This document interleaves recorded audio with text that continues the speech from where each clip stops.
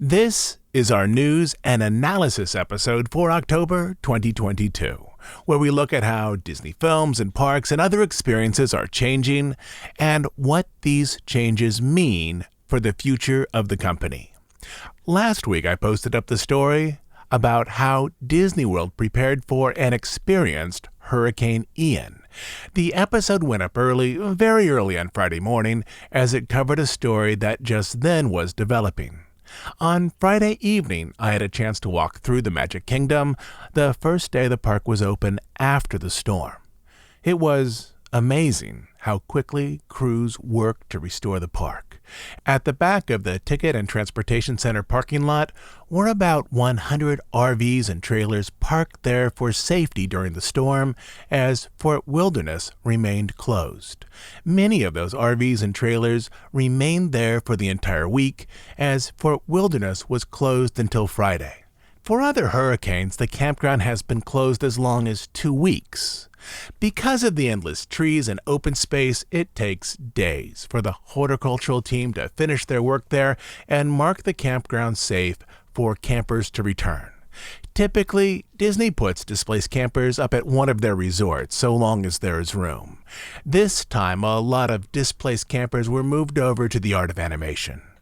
Beyond those lines of RVs and layers of leaves in the back portions of the TTC lot, most everything else had been returned to normal with a few exceptions.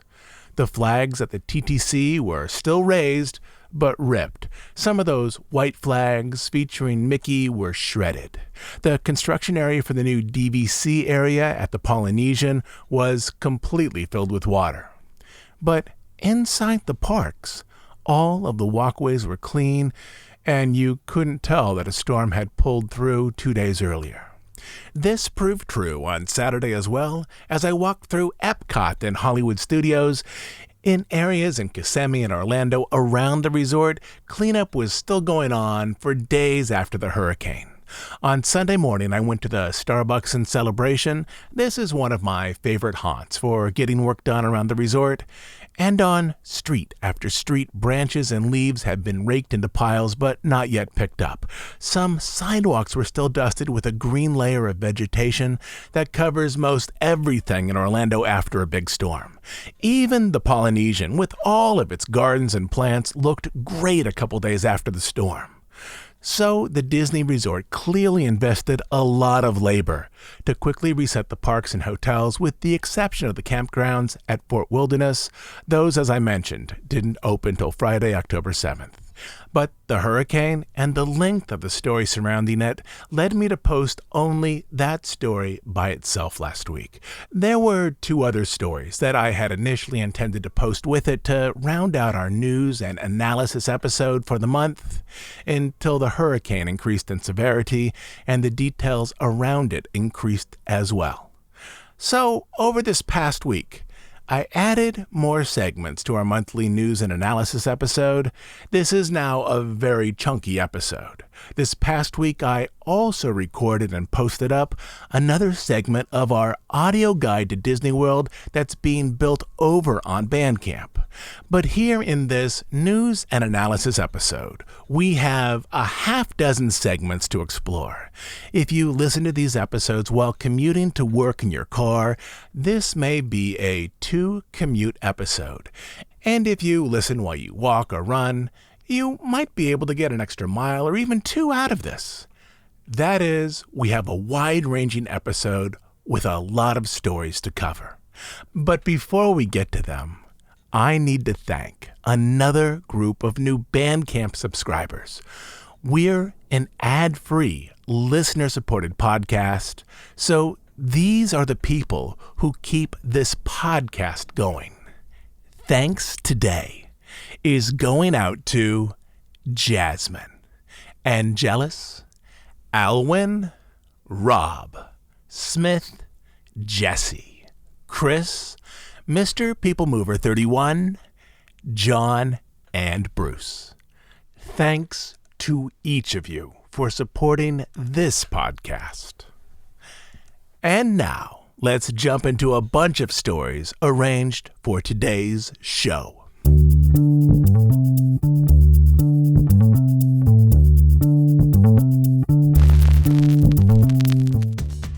Let's start with this. Magic bands in California. In 2012, Disney started to test magic bands at their Florida resort. They were designed to replace admission media to the parks, work as door keys for hotels, and interact with fast pass readers. They would also be a type of wearable payment option for both a dining plan and for direct charges. Kids could charge meals to their parents' accounts, and adults could buy drinks at the pool or while in a water park without bringing a wallet.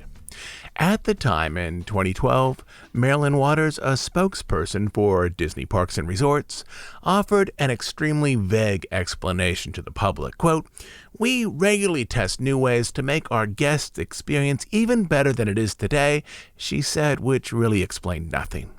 Despite the enormous price tag, at this point, development for the original Magic Band program was roughly $1 billion, and it wasn't even in place. The program was designed to boost revenue and profits. It would make it easier for guests to make impulse purchases. They just needed to press their band to a reader and enter a code, even if they didn't have a credit card with them. It would also make guest activities more trackable, allowing Disney to better understand how guests actually use their parks. It could personalize the guest experience. It would limit counterfeit tickets by further migrating tickets to digital media. It would limit gridlock at FastPass machines and would allow Disney to reassign cast members who regularly monitor them. And it would hopefully spur a type of brand loyalty, as guests would be wearing Disney bands, and these bands, like an unusual memento, would remain in their jewelry drawers or sock drawers long after the trip was over. The initial plan was to roll out magic bands in Florida and then bring them to the Disney resort in California. Though Florida tested magic bands in 2012 and plans were made to roll them out the following spring, plans to bring the magic bands to the Disney resort in California were delayed, canceled, restarted, delayed, and reconsidered. In 2015, Chairman of Disney Parks Tom Staggs explained that there were still plans to bring magic bands to California. Quote, "We're studying it right now," he said, "and learning a lot in Florida." He also said that the California version would be different than the one used in Florida. Reporters speculated that the bands would appear in California in 2016, but 2016 came and went with no magic bands. By this time in Florida, the bands were being used for a range of activities, from photo pass to restaurant reservations to special event tickets to personal greetings on attractions. During this past July, Disney World introduced a new generation of magic bands called Magic Band Plus that also interacts with elements such as statues in the park, creates interactive scavenger hunts like Pokemon Go but themed to Star Wars, and uses their light-up watch face to mildly interact with various nighttime shows. At the expo, Disney explained that this version of Magic Bands would come to Disneyland in California early in 2023, but then on Tuesday, September 20th, officials said that they would in fact come to California sometime later this fall. And there are some odd elements in this decision. As in Florida, guests can use Magic Bands to enter the park, claim Lightning Lane reservations, and link PhotoPass images. Beyond this, the light-up face on the bands will interact with World of Color and Fantasmic.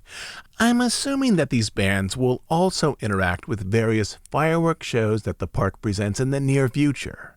But unlike the Magic Kingdom, Disneyland uses seasonal shows for Halloween and the winter holidays, as well as two different versions of a standard show, one for weekends and one for weekdays during non-holiday parts of the year. Between now and the winter holidays, Disneyland will likely present 4 different fireworks shows to regular day guests, whereas there will only be one Fantasmic show and one World of Color show for day guests.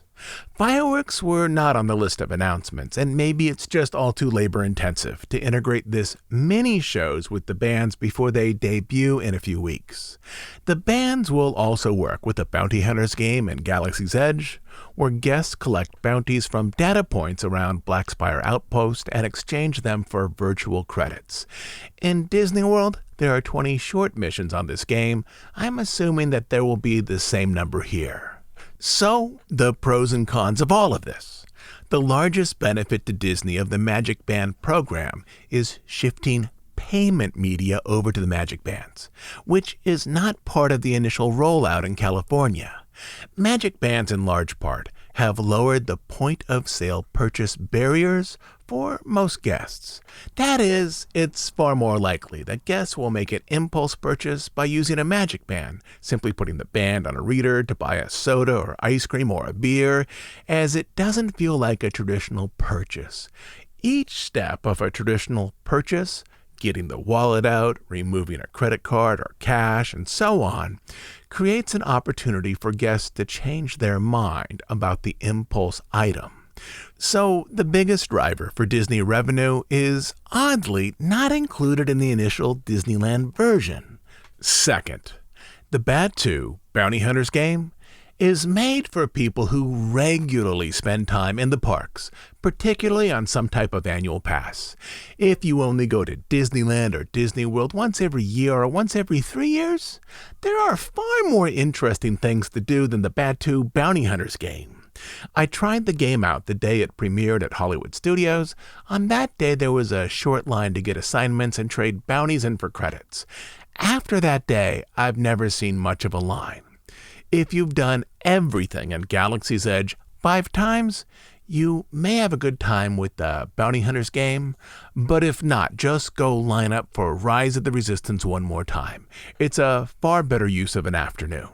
Anyway, the need for a regular audience far better defines the West Coast Magic Key audience, what Chapek affectionately calls the undesirable mix, than it does the Florida market. In terms of my own review of Batuu Bounty Hunters, I collected 3 bounties, I saw how it worked, then I handed my phone over to one of my kids, and he had a good time for a couple of hours. So this game will likely play out well in California, particularly with a younger audience, particularly those who visit the park often. And lastly, the real elephant in the room here? Guests out in Florida can add a Magic Band replacement called Magic Mobile to their smartwatch wallets so that their smartwatches, with a couple of exceptions, essentially work like a Magic Band. With a phone or a watch, you can use Magic Mobile for entry to the parks, lightning lanes, and so on. But this option doesn't seem to be part of the initial rollout at Disneyland later this fall, which is unusual for the tech-savvy Southern California audience. At the end of 2020, approximately 35% of iPhone users in the U.S. were wearing an Apple Watch. Outside of that, also in 2020, over 30% of members in American households earning above $75,000 a year, regardless of their age, were wearing some type of smartwatch. And this demographic is essentially the bottom tier to which Disney markets. And from 2016 to 2022, the percentage of Americans wearing a smartwatch has increased each year. So smartwatches are a long-term rising trend. And I suspect those percentages are even higher in large urban areas such as around Los Angeles. Disney often moves intentionally. Perhaps Disney is introducing Magic Band Plus in California with a focus on those visual light-up features that are not available on Magic Mobile. That is, they are introducing the product with an emphasis on its non-Magic Mobile features, such as the light-up functions with the evening shows and Batuu Bounty Hunters. I'm guessing that they believe that this is likely the best way to introduce this product to a new audience in 2022. But the larger issue here is that at the moment, the concept of a unique wearable Disney band might be fading. These types of features are now migrating over to smartwatches. At times, actually, I've worn two bands, a smartwatch on my left wrist and a magic band on my right one. I've seen other people oddly double up bands on their left wrist. Back in 2013, when the bands were first introduced in Florida, hardly anyone wore watches. Now, smartwatches are on the rise, and it seems that moving forward, if Disney is going to engage with wearable technology that identifies guests with a Disney resort, it might need to think beyond the standalone watch-like device, such as better integration into Apple Watches and other smartwatches, maybe a smaller face that threads on an existing watch band, or some other type of wearable element that doesn't compete for space on the already taken left wrist. That is, introducing a wearable magic band in 2022, one that looks like a watch to a brand new audience. May be a little like premiering a new movie on DVD. Yes, the opportunity is still there, but the technology shift is strongly moving in a different direction. But the long-delayed rollout of magic bands is finally coming to California, even if the objects are far more tied to the world of 2013 than 2022, and even if the current plan isn't deeply mindful of where wearable tech is moving in the near future.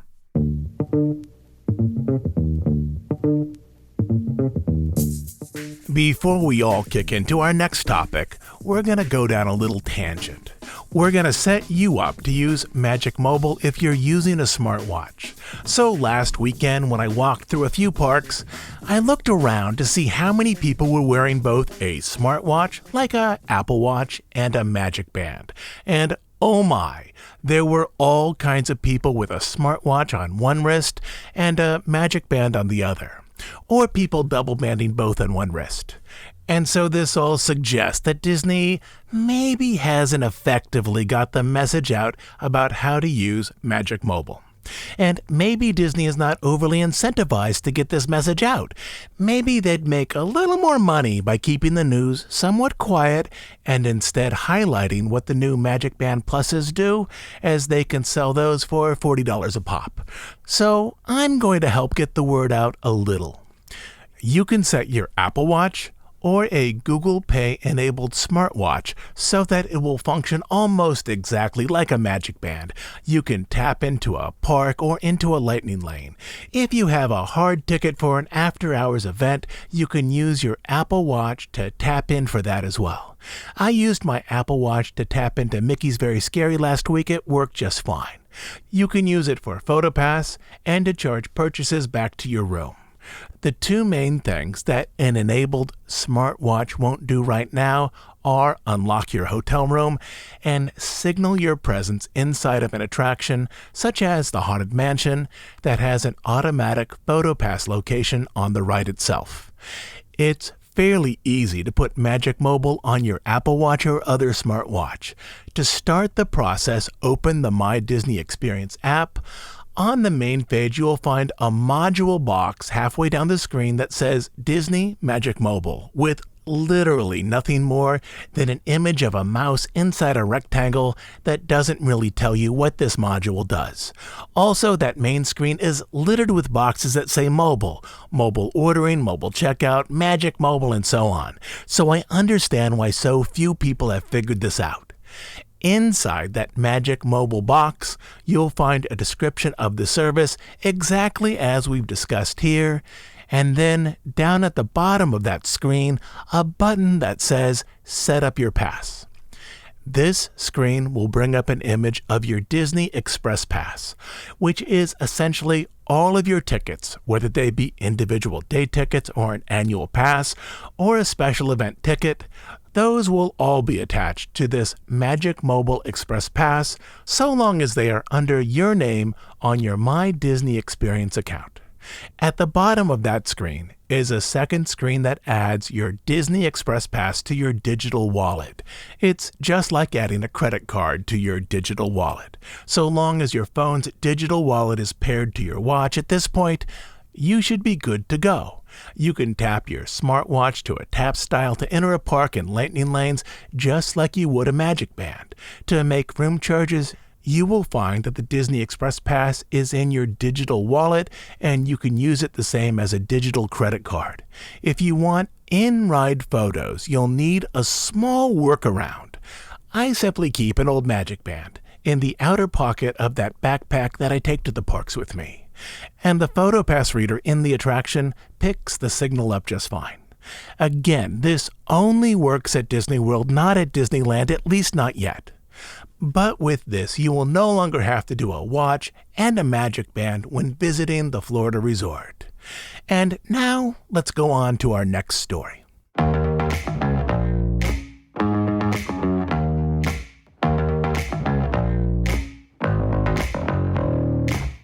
One of the stories that we've been following for the past 2 years is the long march back to normal. Though the parks may feel fully open, there are still experiences and restaurants that haven't returned since they were closed back at the start of the pandemic in March 2020. In Florida, Takumi Thai, 1900 Park Fair, Ascaris House, and Restaurant Marrakesh still haven't reopened. Wine tasting at Chico hasn't returned, same for that afternoon tea over at the Grand Floridian. The Christmas store at Hollywood Studios, It's a Wonderful Shop, is still there, but its doors are shut and the windows are dark. Various tour areas remain closed at Epcot, along with Backstage Magic and the Railroad Tour, though that last closure may have more to do with ongoing work on the railroad itself. This past week, both Disney World and Disneyland brought back another round of experiences after being closed for over 900 days. In the middle of September, as I walked down Main Street at Disneyland in California, I saw two groups of tour guides, clearly practicing a tour script. They, of course, couldn't confirm that guided tours were returning, but we found out earlier this week that they were.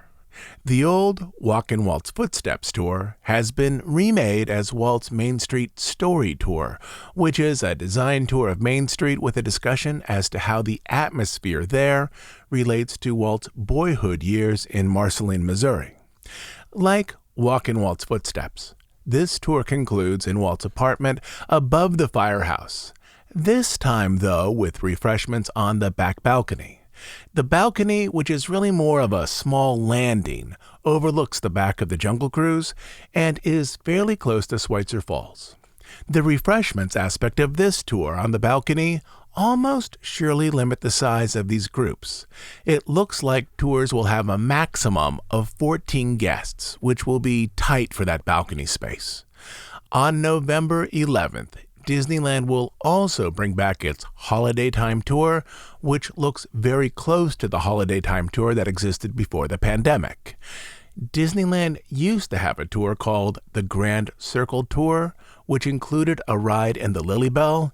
This is the lovely upholstered presidential car hitched to the back of the Disneyland Railroad, but this tour hasn't come back yet.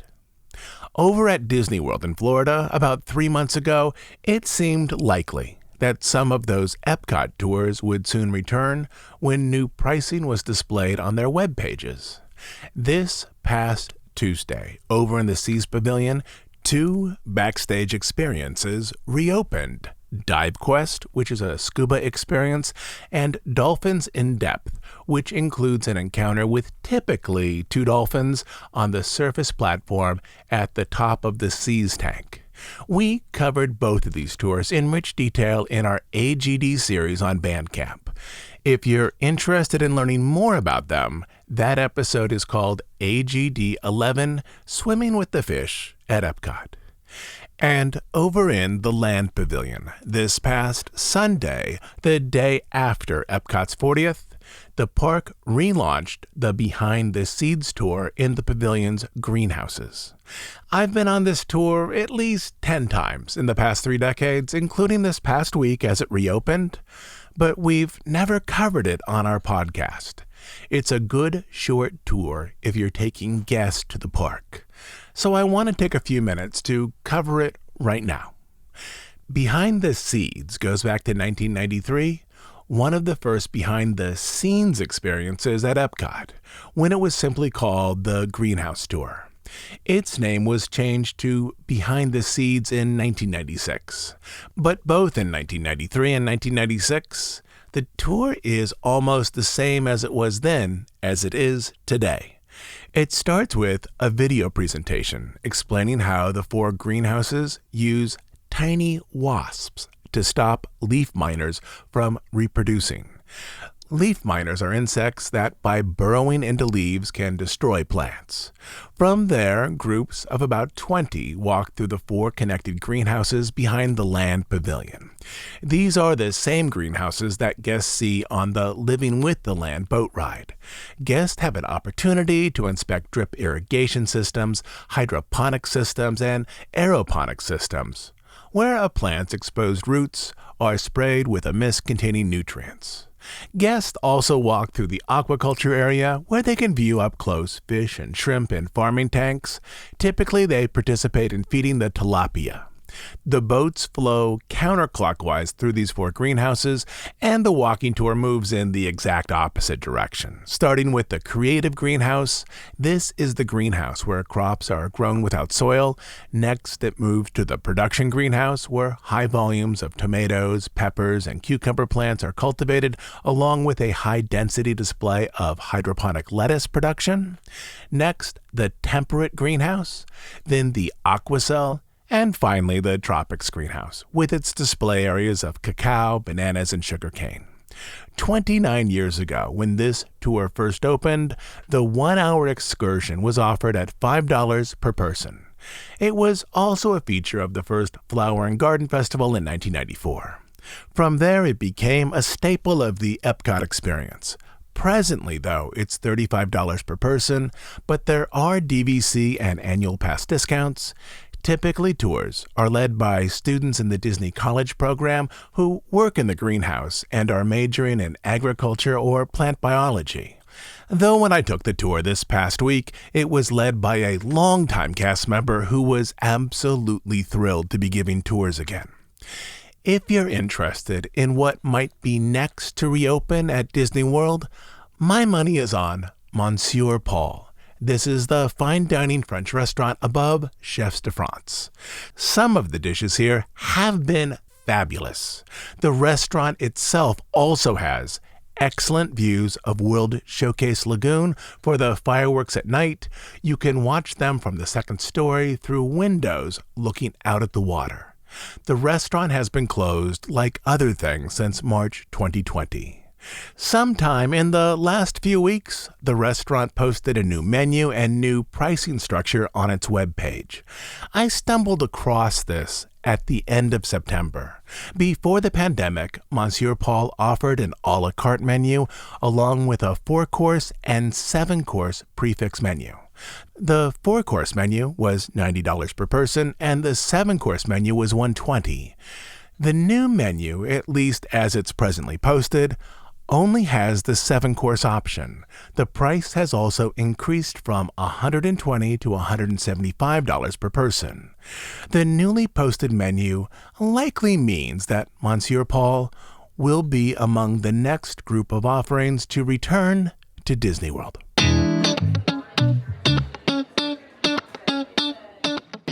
Universal versus Disney. The drama as it exists in fall 2022. Over in the streaming realm, Disney is easily beating Universal. The NBC Universal streaming service, Peacock, has roughly 13 million subscribers, whereas Disney Plus has about 152 million. And Disney overall as a company has more subscribers if you bundle in ESPN Plus and Hulu. Back in 2007, when it launched, Hulu was initially a joint venture between a handful of companies, including Disney and Universal. But once Disney bought Fox and acquired its holdings, it became the majority investor in Hulu. At that time, Disney entered into an agreement with Comcast, the parent company to NBC Universal, to purchase its shares in Hulu at a fair market value in 2024. Once Disney is the sole owner of Hulu, Bob Chapek explained that the company will more fully leverage its content. On September 14th, Disney CEO Bob Chapek told a group of investors that ideally he wants Disney to integrate Hulu into their streaming service before 2024 if Comcast was willing to sell its 33% stake early. Quote, "We'd have to have full ownership of Hulu to integrate it into Disney+, Chapek said. We'd love to get to the endpoint earlier, but that obviously takes some level of propensity for the other party to have reasonable terms for us to get there."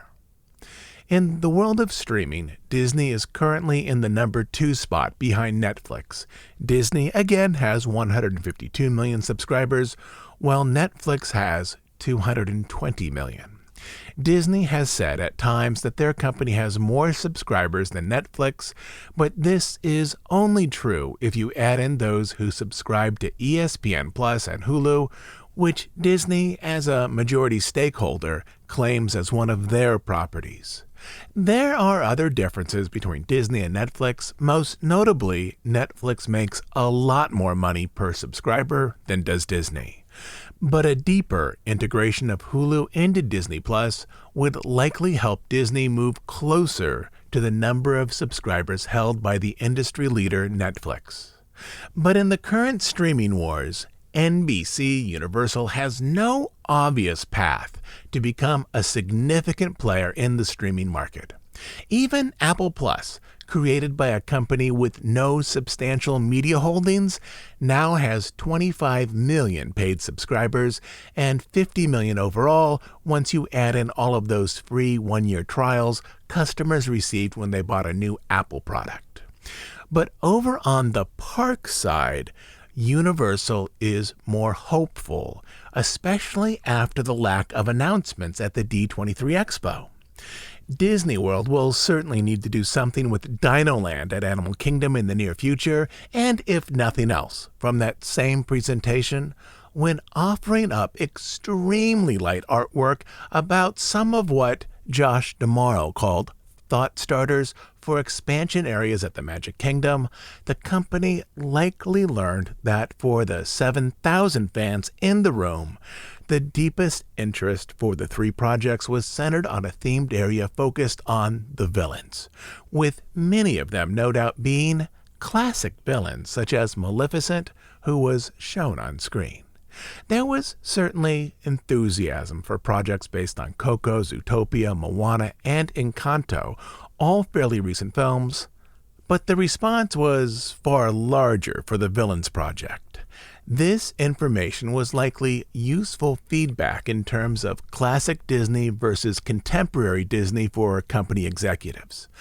Projects that have stood the test of time and maybe aren't simply tied to one film property might be longer lasting inside of a theme park, especially when those projects take years to design and construct and are intended to last between 20 and 30 years to receive a full return on investment.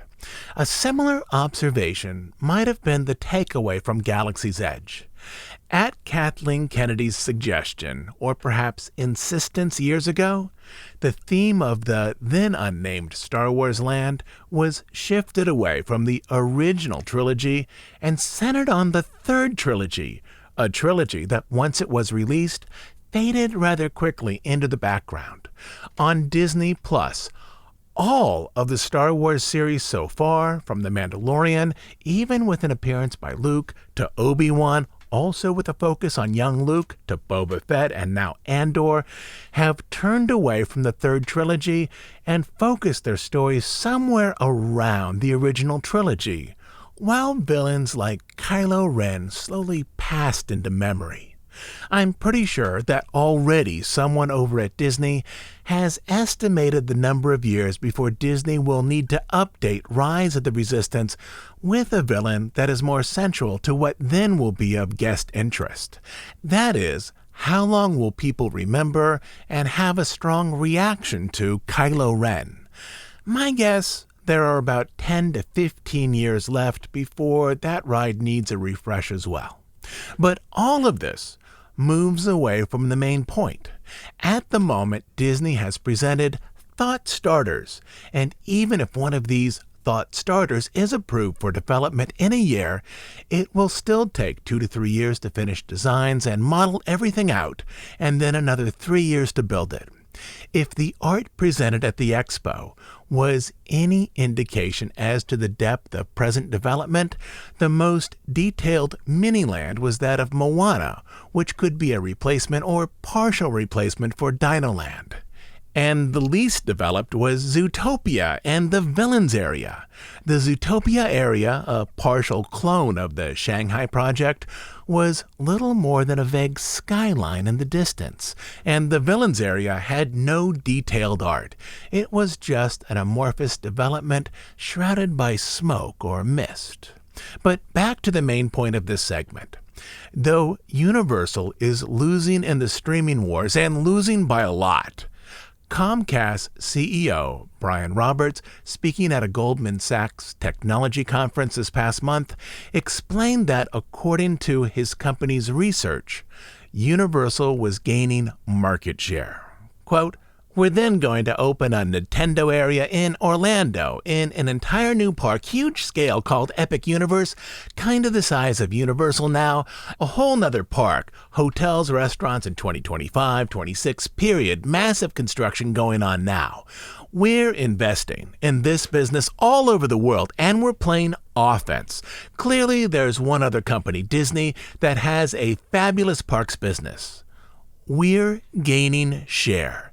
The ingenuity and service and the customer satisfaction, it has never been better. And so again, we've looked for signs of a slowdown, and I'm sure there will be moments. But right now, it's allowing NBC to make those other investments not just in Epic Universe and in Nintendo, but also in Peacock and elsewhere, so that we're not taking money from one pot to put it in another.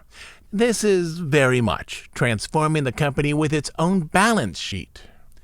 But beyond the posturing and overt competition, there's another question that Comcast CEO Brian Roberts seems to be exploring. It has to do with maximum saturation in the Orlando market. There is presently no way a person could see all the attractions, even just at Disney, during a 7-day vacation. And a 7-day vacation is slightly longer than the average stay in Orlando, which is 6 days. But in 7 days, a person could see all of the centerpiece attractions at Disney and also spend a couple days at Universal. But with Epic Universe, that will now be impossible, or nearly impossible, to see all of the key attractions at Disney and Universal during a 7-day trip. The expansion of themed experiences overall is setting up a different type of competition between the two giants. Guests are soon going to have to make a deeper choice about what they see and what they miss while in Orlando. And that competition is more likely to help Universal than Disney, as rooms at Universal are cheaper, and Universal will soon have the newest park. Vacation packages are also less expensive at Universal. Sure, a few deep theme park fans will book vacations longer than 7 days, but the upper end of a typical American vacation is 7 days. Most employees won't be getting any more vacation time each year moving forward, and those annual vacation days are often split between visiting family and a traditional destination vacation, such as Yellowstone, New York, or Orlando. So, after the expo, we're now in an interesting space. Universal is betting that with a substantial investment and with price competition, they can lure a meaningful number of traditional tourists away from Disney. Perhaps these tourists will stay at Universal for the week and then sneak over to the Disney parks for a couple of days. And Disney is signaling a wait-and-see approach. Some of the proposed Disney Blue Sky thought starters appear to be direct responses to attraction areas at Epic Universe. We talked about this last month. But with nothing of substance announced at the expo, Disney is now in a place where it can't open any substantial attractions in 2025 when Epic Universe opens, as there are no finalized designs or plans for construction. Longtime theme park fans remember that we were in a similar space about a dozen years ago, back in 2010, when Universal was preparing to open the Wizarding World. Disney took a very similar wait-and-see approach, with some projects that it could develop if needed. And the Wizarding World, once opened, shifted the balance in the theme park world toward Universal. Perhaps Disney is concerned about a possible recession. If most families' discretionary spending goes down, then possibly investments on new attractions at any theme park will have a lower return as fewer families will take vacations. Perhaps Disney is banking that Epic Universe is simply going to create a larger overall audience headed to Orlando each year, with Disney still receiving the same number or perhaps even slightly more guests without significant new investment in their parks. But if those things do not happen, Epic Universe has the potential to redivide the existing audience with more guests spending time and a longer period of time at Universal than they had in the past. I think that most of the cards are now face up on the table. We know now what will be built and what won't by 2025.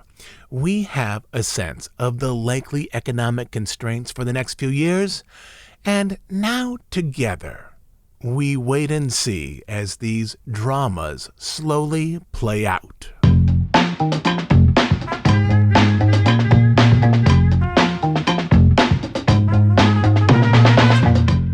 An update to our Reedy Creek story. We've been following this story on our monthly updates for many months. But to recap, shortly after Disney voiced objections to Florida's parental rights and education law, commonly known as the Don't Say Gay bill, the Florida legislature passed another quickly arranged bill intended to dissolve the Reedy Creek Improvement District. This is a special government district arranged back in 1967 that oversees the land where Disney World exists. Reedy Creek operates the roads, manages emergency services, handles utility contracts, and oversees other services typically managed by a county or a city.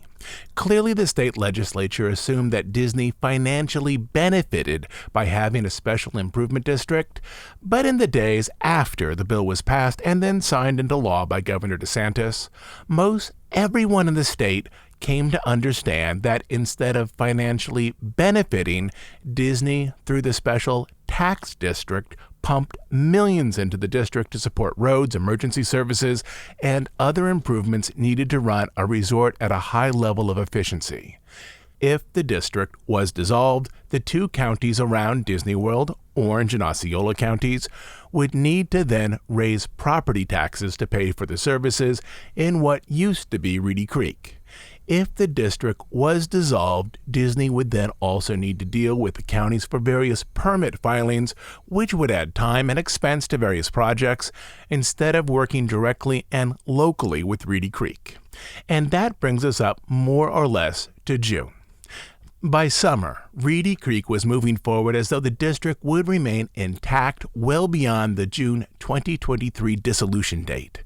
They signed an agreement with Duke Power to provide electricity to Reedy Creek through 2024, which exceeds that date when Reedy Creek would no longer exist, according to the state legislature, which would be an unusual decision, especially for Duke Energy, if either party believed that Reedy Creek would actually be dissolved. But apparently not only did Reedy Creek believe that they would continue to exist, but Duke Energy believed this as well. This contract also strongly suggests that Reedy Creek, Disney, and state offices were actively in discussion about a way to resolve the Reedy Creek issue, likely allowing the governor's office to save face. By September, it was definitely clear that the governor's office was working quietly with Disney to establish a new plan. On September 8th, Daniel Perez, a Republican state representative from Miami-Dade, explained, quote, Since we left session, the conversation between the governor's office and the interested parties of Reedy Creek have continued, and Disney is included in that, obviously. Dr. Aubrey Jewett, a UCF political science professor, commented, quote, "My gut tells me that what we will see is a new special district with a different name." 2 weeks later, while speaking to a local news station in West Palm Beach, Representative Perez added, quote, "The one thing that I can tell the audience is that the conversations of Reedy Creek have always been there, and they're still continuing today. We'll try to put a bow on that conversation in the near future. As for the timetable on that, it's still uncertain. But the conversations have continued. There's some progress to be made, but we will definitely, I think, reach a solution sometime soon." After this announcement, Brian Griffin, the governor's press secretary, when asked, added, quote, "We don't have an announcement to make at the moment, but stay tuned." The subtext here seems to be clear. Nothing would be announced until after the November elections in case the proposed solution had negative consequences for political fundraising or for those seeking re-election. Outside of the political wrangling between Disney, Reedy Creek, and the state government, a lawsuit brought by residents of Orange and Osceola counties continues to ask the government to stop the dissolution, as residents there had no voice in the tax burden likely assumed by residents in their counties. That lawsuit is still pending.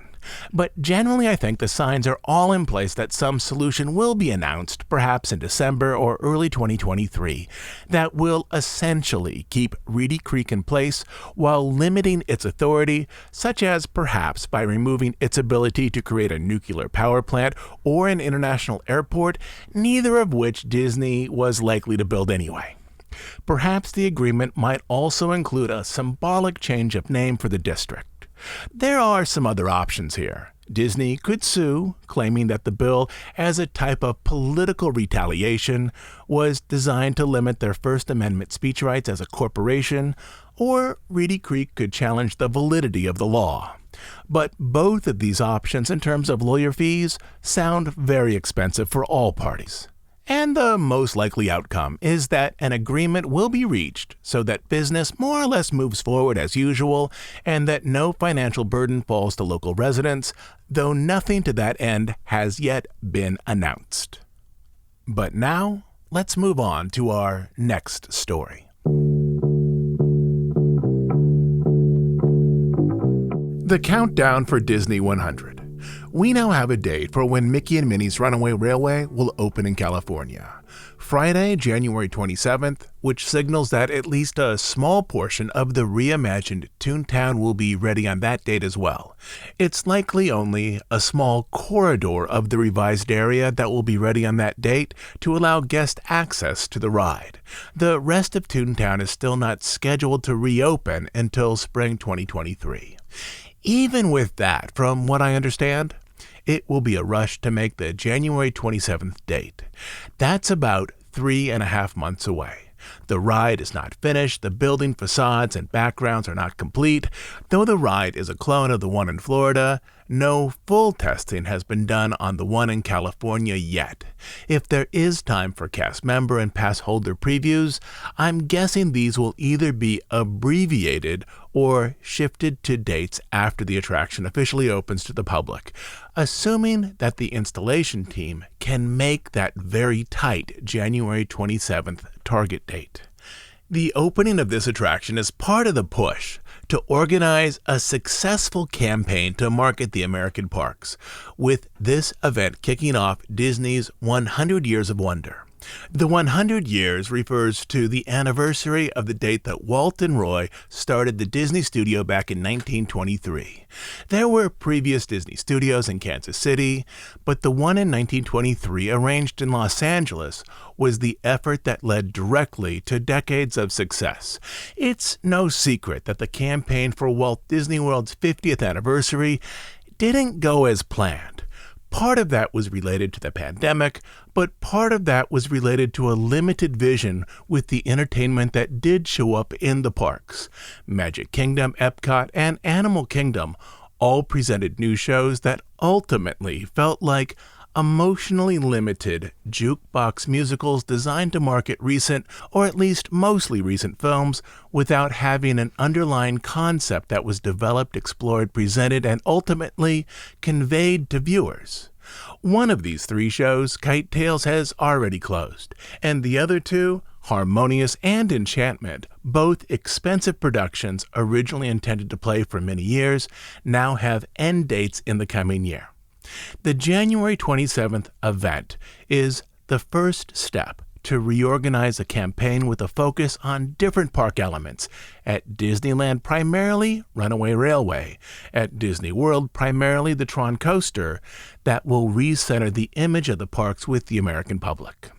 Along with Runaway Railway, also on January 27th, a number of other enhancements will open at Disneyland. DCA will present a new version of World of Color, this one called World of Color 1. This show is arranged to celebrate the 100-year history of the Disney Company, largely through film. I'd expect to see clips of early shorts and early features such as Snow White, Fantasia, and Dumbo. It's possible that the show will even flash up images of Oswald and the Alice Comedies, which was the first series that started the company back in 1923. As this concept is focused on a historical overview of film rather than on a celebration of contemporary releases, it will be much harder for the production to end up feeling like a marketing campaign for the current Disney brands. Or at least that's my hope. I'd very much like to see a show that through images and effects offers an exciting and respectful look at the history and legacy of the Disney studio.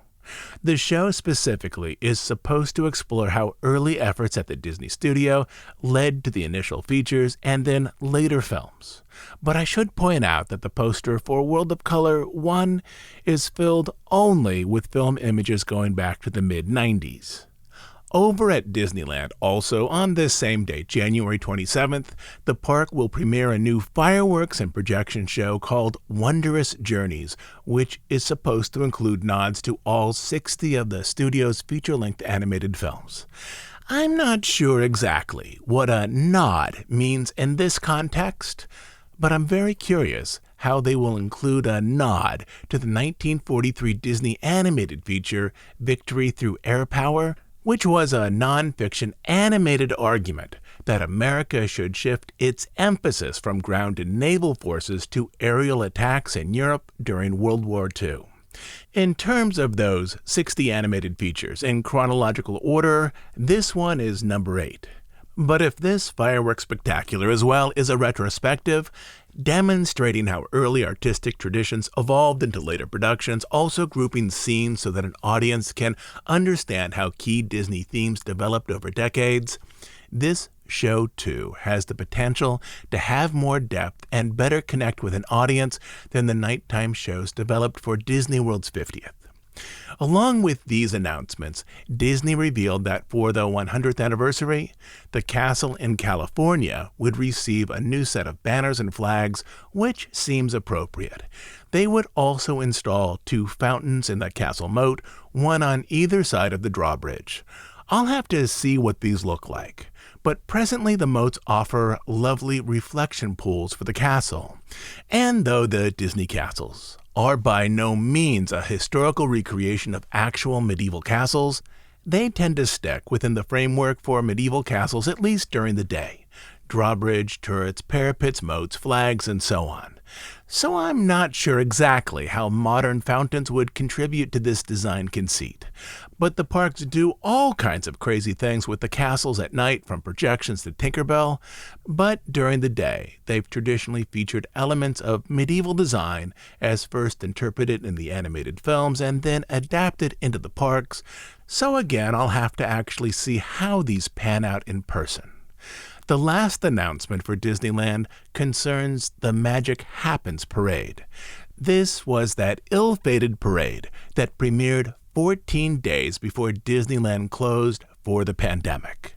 3 years later now, the park will bring it back to Main Street with a start date arranged for somewhere in spring 2023. The campaign reset as it relates to the Florida resort will be to develop a message that better connects with potential visitors than did the messaging on the 50th anniversary. The Disney 100 campaign will begin at and perhaps be largely centered at Disneyland in California, but then in spring to some extent include Disney World in Florida. But the reset that needs to happen in California is different. It needs to signal that the parks are now beyond the pandemic. The Disneyland Resort draws the vast majority of its visitors from California, which has a different culture than that of Florida. For the past 2 years, Californians as a group have been more sensitive to elevations in COVID infections.